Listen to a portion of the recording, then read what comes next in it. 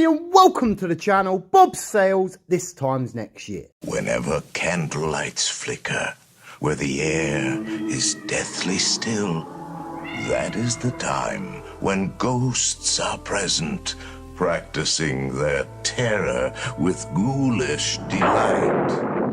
Welcome, foolish mortals, to the Haunted Mansion.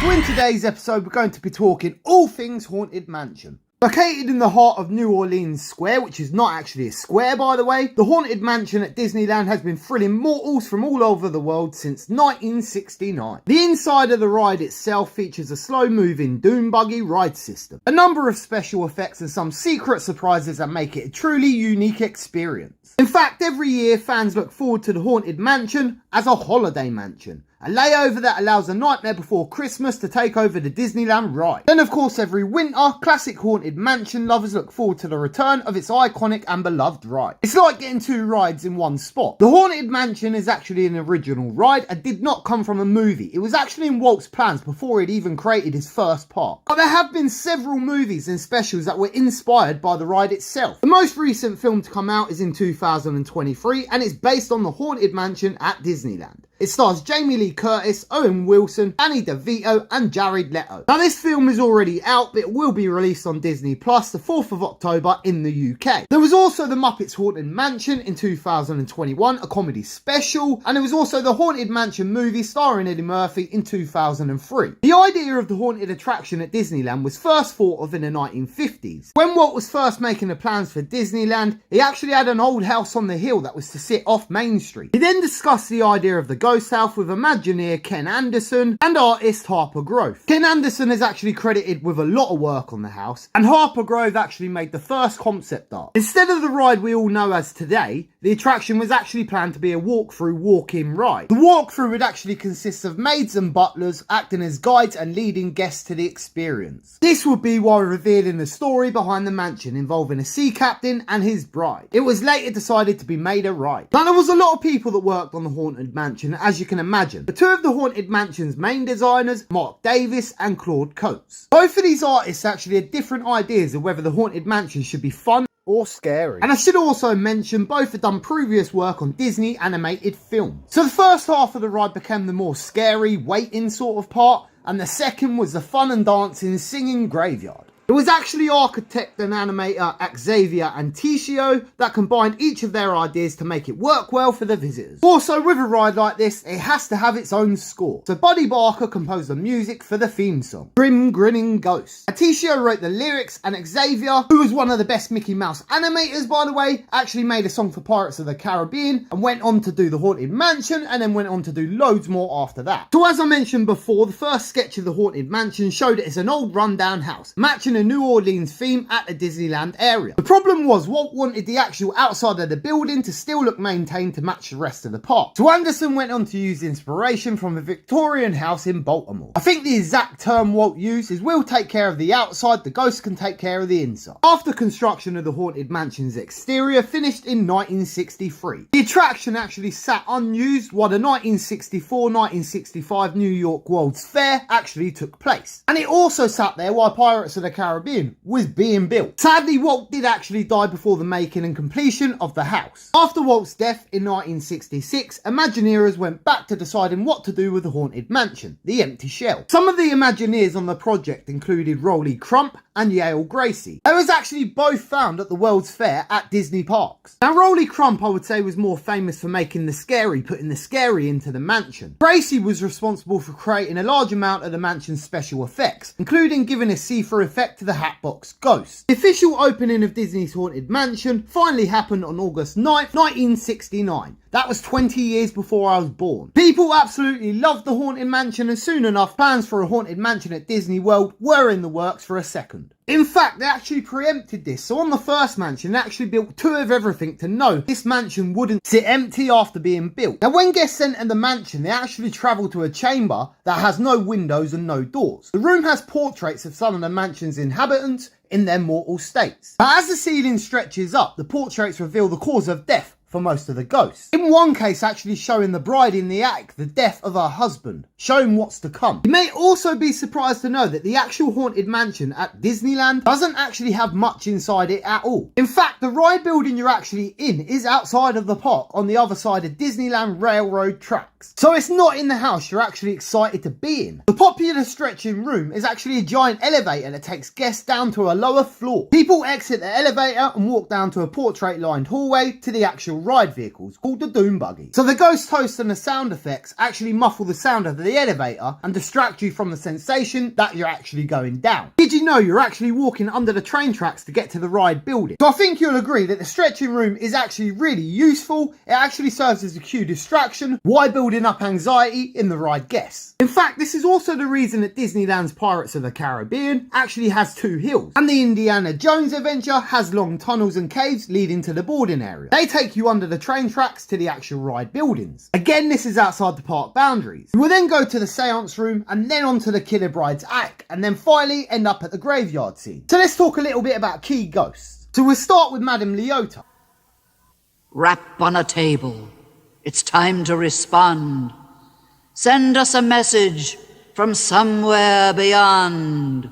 Her face actually appears in a crystal ball and summons evil spirits. Now the face is actually likeness of Leota Toombs. She also was a Disney Imagineer. Her voice is actually Eleanor Audley. She was actually an actress behind some of the Disney villain voices. Of course, we can't make this video without mentioning the Hatbox Ghost. So this actually appeared in the original Haunted Mansion, but he actually disappeared when his special effect didn't actually work, and this was only after 2 weeks of use. The effect was that his head would remove, but then would show inside the box, and then it would switch vice versa. Only thing is, when he was tested, it was in different lighting conditions to that of the mansion, which seemed a bit silly to me. He actually did make a reappearance in 2015. This was with his head disappearing off his neck and reappearing in the Hatbox, like it's supposed to. Now I think the best scene in there has got to be the ghost who materialised in the ballroom. This is actually done with a simple bit of magic called Pepper's Ghost. As you pass by the ballroom, there's actually another ballroom built behind your Doom Buggy with ghost mannequins. The mannequins in the ballroom actually reflect on the angled piece of glass to make them look transparent and also moving like ghosts on the other side of the room. I think you'll agree that's an easy trick but a very neat one.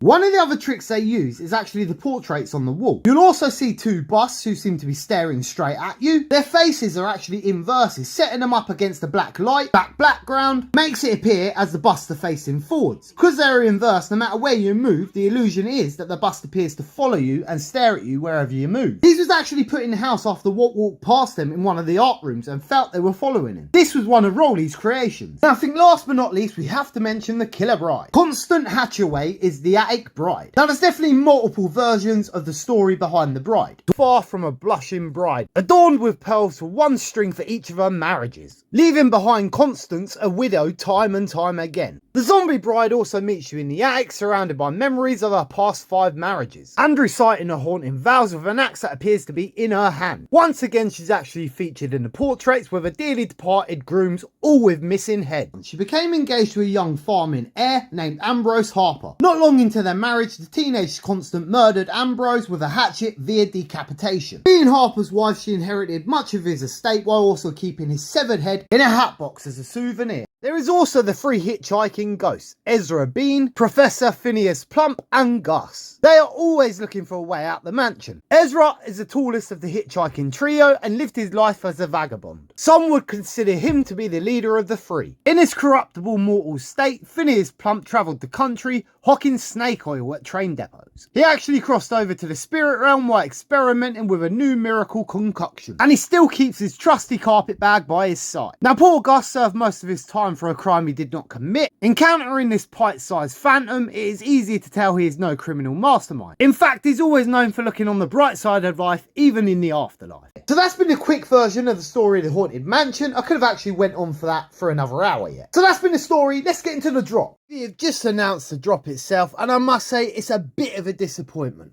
So let's get into it. Free spirited digital collectibles from Disneyland's iconic Haunted Mansion drop Wednesday the 27th of September, 8 AM PT, which of course is 4 PM UK time. This will be waitlist blind box format, and the list price for these collectibles is going to be 30 gems. Of course, these are all first appearances, and the first edition for public sale is going to be 41. So the Uncommon Madam is mint in 2,666 editions, and this is the only one animated with sound. So I will play that animation with sound now.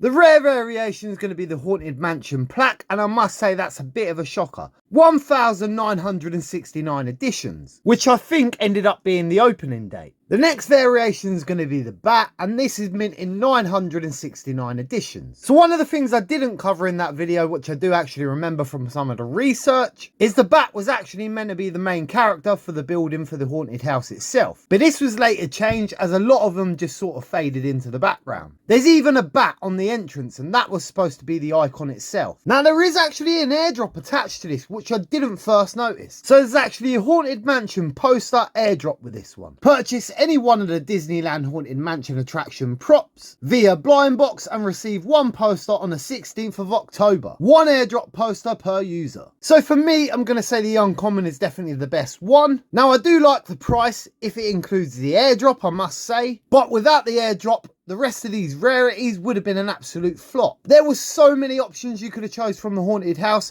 and you chose probably the worst selection there was. Now I'm definitely going to buy the Uncommon. I'm definitely going to go for the drop, although I'm a bit underwhelmed with the drop itself. Let me know your thoughts. Should veve have done better rarities on this one? Did veve drop the ball? Do you like the poster? Do you like the price? As always, I've been your host, Bob Sales. This time next year, we will be millionaires. A peace.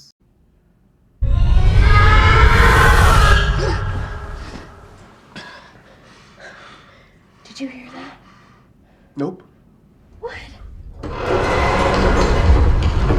What about that? That was just the house settling. No big thing. Just go back to sleep. Just Go back to sleep.